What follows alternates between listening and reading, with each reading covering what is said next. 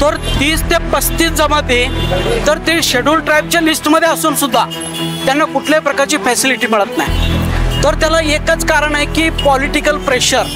पडताळणी समितीवरती आदिवासी आमदारांनी खासदारांनी कब्जा केलेला आहे. मनमानी त्यांची चालू आहे. पडताळणी समितीचे अधिकारी हे भ्रष्ट अधिकारी बसवलेले आहेत. आरक्षण आमच्या हक्काचं कोण म्हणतं देत नाही.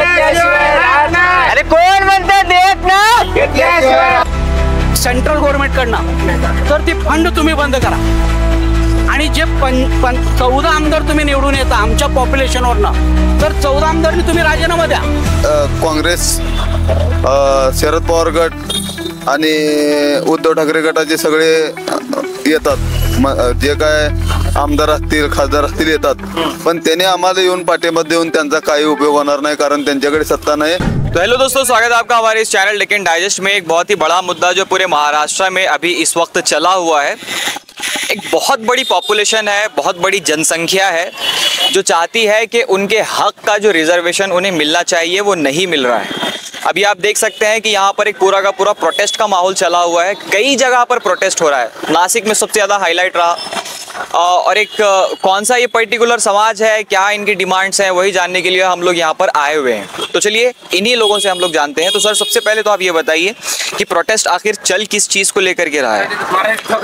आमच्या जात प्रमाणपत्र आणि जात वैधता प्रमाणपत्र आम्हाला सुलभ पद्धतीने द्यावं यासाठी हे आंदोलन सुरू आहे. आदिवासीचे जे 25 आमदार आणि 4 खासदार आहेत, त्या 4 खासदारांनी शासनाला महादेव मल्हार आणि टोकरे ढोरकोळी जमातीची चुकीची माहिती दिलेली आहे. दिशाभूल करणारी माहिती ती देत आहेत. 2011च्या जनगणनेनुसार आमची लोकसंख्या गृहीत धरून 25 आमदार निश्चित केलेत, 4 खासदार निश्चित केलेले आहेत. 9.35% ट्रायबल डेव्हलपमेंट फंडाची तरतूद आमच्यासाठी होते. मात्र सवलती घेण्यासाठी जे जात प्रमाणपत्र आणि जात वैधता प्रमाणपत्र असायला आमच्याकडे हवं आहे, ते मात्र हे 25 आमदार आणि 4 खासदार आम्हाला मिळू देत नाहीत. प्रांताधिकारी आम्हाला जात प्रमाणपत्र देत नाही. पडताळणी समितीवरती आदिवासी आमदारांनी खासदारांनी कब्जा केलेला आहे. मनमानी त्यांची चालू आहे. पडताळणी समितीचे अधिकारी हे भ्रष्ट अधिकारी बसवलेले आहेत. त्यामुळं जर आम्ही त्यांना 4 लाख 5 लाख रुपये जर दिले तर ते लगेच आम्हाला व्हॅलिडिटी देतात, आणि पैसे नाही दिले तर आमचं इनव्हॅलिड करतात आणि आम्हाला हायकोर्टामध्ये ते पाठवतात. त्यामुळं राज्य शासनाला मला विनंती करायची आहे की जसं आदिवासी क्षेत्रातील जिल्ह्यामध्ये कोळी 1950 पूर्वीच्या कोळी नोंदीवरून जात प्रमाणपत्र आणि जात वैधता प्रमाणपत्र तुम्ही देतात, तोच निकष आम्हाला लावा. आणि 1950 पूर्वीच्या कोळी नोंदीवरून आम्हालाही जात प्रमाणपत्र आणि जात वैधता प्रमाणपत्र देण्याचा आदेश निर्गमित करा, ही आमची प्रमुख मागणी आहे. याच्यासाठी आम्ही गेली 7 दिवस उपोषणाला बसलोय आणि आम्ही अन्न घेतलेले नाही, पाण्यावरती आहोत. भविष्य आमची प्रकृती ढासळत चाललेली आहे. शासनानं तातडीनं लक्ष घालावं याच्यामध्ये. सर, आपसे मैं जानना चाहूँगा कि इसमें राजनीति का कितना दखल है, क्योंकि आपका अगर सुना नहीं जा रहा है तो जाहिर सी बात है कि आप राज्य सरकार के पास गए होंगे अपनी मांग को लेकर. उनकी तरफ से क्या रिस्पांस आया, और अगर रिस्पांस अच्छा नहीं आया है तो क्या इसमें राजनीति हुई है? ॲक्च्युली महाराष्ट्रामध्ये 2024च्या लोकसंख्ये जर आपण बघितलं तर 1,36,00,000 2024 प्रमाणे 1,36,00,000 असं ट्रायबल पॉप्युलेशन आहे. आणि ट्रायबल लिस्टमध्ये एकूण 45 हे जमाती येतात. तर 45 जमाती मिळून 1,36,00,000 ही लोकसंख्या आहे. परंतु फक्त जे आमदार आहेत ते 45 जमातीवरती एकूण 25 आमदार निवडून येतात. तर ते विशिष्ट भागातून येतात. ते फक्त 5 जिल्ह्यातील ते आमदार असतात. मग ह्या 5 जिल्ह्यातील आमदारांनी काय केलं की बाबा आपण वारंवार या जिल्ह्यामध्ये आमदार म्हणून निवडून येतो, त्यामुळं आपण काय करायचं की आपले 5 जिल्ह्यातीलच लोकांना फॅसिलिटी द्यायची. तर महाराष्ट्रातल्या इतर जिल्ह्यातल्या लोकांना फॅसिलिटी द्यायचं नाही, कारण त्यांना नाही जरी दिलो तर आपली आमदारकी जात नाही, आपली खासदारकी जात नाही. आणि दुसरं ही लोक 45 जमातीची टोटल पॉप्युलेशन दाखवतात आणि 1950 पासून केंद्राकडनं फंड आणतात, आमदारकी आणतात. तर त्यांच्या डोक्यामध्ये असा विचार आहे की जर आपण ह्या बाकीच्या फॅसिलिटी जर दिलो तर इकडं आपल्याला आमदारकी द्यावं लागतील बाकीच्या भागामध्ये आणि ह्या लोकांना आपल्यातले पैसे द्यावं लागतील, ह्याची त्यांना भीती आहे.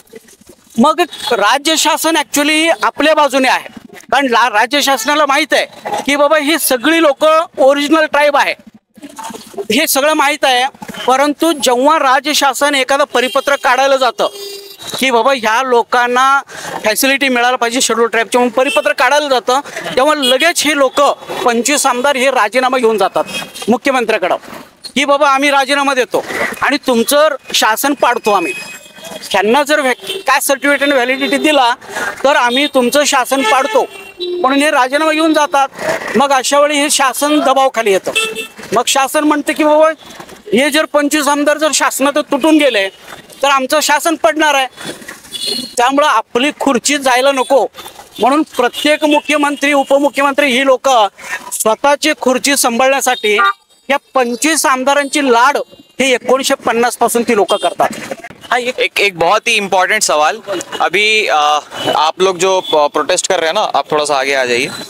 ये बताइए कि अभी जिस इलाके में आप हैं, है ना, जाहिर सी बात है कि आप जो भी सत्ता पक्ष होते हैं उनसे आप सपोर्ट की आप चाहत रखते हैं कि वो लोग आए आपका सपोर्ट करें. सोलापुर में अभी ये प्रोटेस्ट चल रहा है, कोई यहाँ के जनप्रतिनिधि आए हैं आपसे बात करने के लिए या फिर आपका सपोर्ट करने के लिए? आम्ही आज बसून आमरण उपोषणाला बसून आज 7वा दिवस आहे. तर जी सत्तेत आहेत ते कोणी येत नाहीत आणि सत्तेतले जरी आले तर त्यांनी सत्तेत असल्यामुळे त्यांचा पाठिंबा देऊन आम्हाला काही उपयोग नाही. त्यांनी येताना परिपत्रकच आणलं पाहिजे की बाबा तुम्हाला पाठिंबा नाही तर तुमचं हे काम झालेलं आहे म्हणून. मग बाकीचे काँग्रेस, शरद पवार गट आणि उद्धव ठाकरे गटाचे सगळे येतात, जे काय आमदार असतील खासदार असतील येतात, पण त्याने आम्हाला येऊन पाठिंबा देऊन त्यांचा काही उपयोग होणार नाही, कारण त्यांच्याकडे सत्ता नाही आणि आमच्या जे मागण्या आहेत त्यांच्याकडून मान्य होणार नाहीत. त्यामुळं आम्हाला जे BJPची सत्ता आहे, शिवसेना शिंदे गटाची सत्ता आहे किंवा अजितदादाचे जे आमदार आहेत त्यांचे जरी आमदार येऊन आम्हाला लेखी पत्र दिले की तुमचं परिपत्रक निघालेलं आहे आणि तुम्हाला जात प्रमाणपत्र आणि जात वैधता प्रमाणपत्र देण्यात येणार आहे, असं परिपत्रक आम्हाला त्यांच्याकडून पाहिजे आणि ते आम्हाला आजपर्यंत आमच्याकडे 7 दिवस झालं दुर्लक्ष करत आहेत. तो अभी आप लोगों ने सुना कि क्या मुद्दा है, इनकी क्या क्या मांगे हैं और इसमें राजनीति का कितना दखल हुआ है और राज्य सरकार से ये लोग क्या चाह रहे हैं. राज्य भर में अलग अलग जगह पे प्रोटेस्ट चल रहा है. अभी देखना ये है कि चुनाव के चलते क्या इस मुद्दे को, क्योंकि अक्सर होता ऐसा ही है, क्योंकि चुनाव के नज़दीक ऐसे सब मुद्दे जो इनके वोट बैंक में कुछ फर्क पैदा कर सकते हैं तब राजनेता उसको हवा देने की कोशिश करते हैं. अब अगर ऐसा कुछ होता है तो अच्छी बात है और अगर नहीं होता है तो इनका प्रोटेस्ट ही कब तक चलेगा ये भी एक बहुत ही बड़ा सवाल है, क्योंकि 7 दिन यहाँ पे ऑलरेडी इनके हो चुके हैं. इन लोगों का कहना है कि अन्य का एक भी दाना इनके पेट में नहीं गया है, ये लोग सिर्फ पानी पे जिंदा है. एक बहुत ही बड़ी बात है. आखिर इतना बड़ा अगर समाज कोई प्रोटेस्ट कर रहा है तो उसके पीछे इनकी क्या क्या मांगे हैं, राज्य सरकार को अभी इस पर क्या रिस्पॉन्स आता है वो भी एक बहुत बड़ा सवाल रहेगा. खैर, इस पर आपके क्या विचार है नीचे कमेंट सेक्शन में कमेंट करके हम लोगों को ज़रूर बताएं और ऐसी खबरों के लिए बने रहे हमारे चैनल डेक्कन डाइजेस्ट के साथ.